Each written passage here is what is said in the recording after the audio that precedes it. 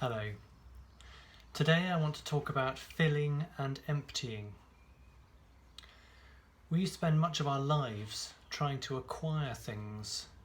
We look to buy stuff for our houses to improve our quality of life. We aim to succeed in our work by gaining extra qualifications. Some of us spend time exercising to become more healthy. To a greater or lesser extent, we're all looking for health, wealth, happiness, and fulfillment. It is as if our lives resemble a box or a tank which we're trying to fill with as many good things as we possibly can. Our culture tells us that the more we have in our box, the happier we will be.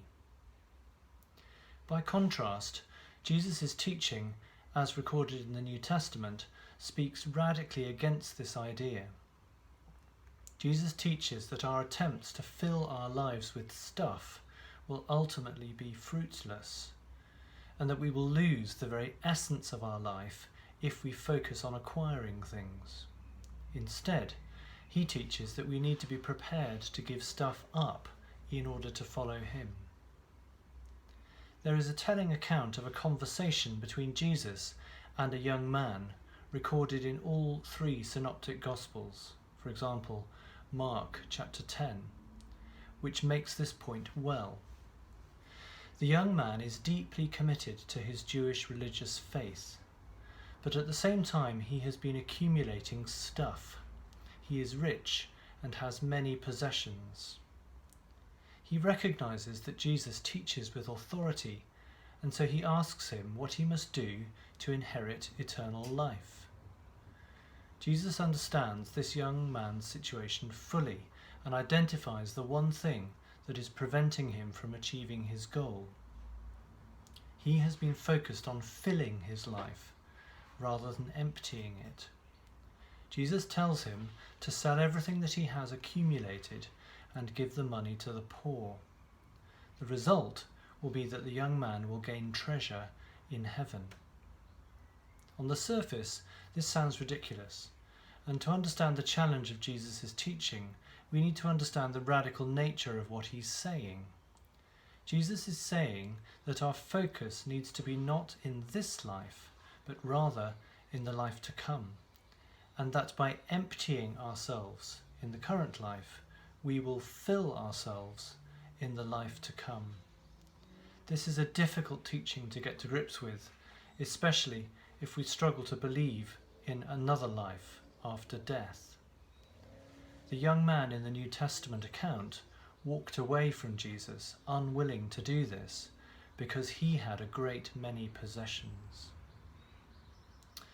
I would like to take you on a brief challenge with me now. I want you to think of your most treasured possession. I want you to hold it clearly in your mind. I now want you to imagine selling it and giving the money away to support a charity helping those in poverty. How do you feel? What thoughts come to your mind as you consider this? The Bible teaches us that Jesus emptied himself completely in order to come into our creation as a human being. There was a purpose to his emptying, and that was to die a criminal's death on a cross. You can read about that in Philippians chapter 2.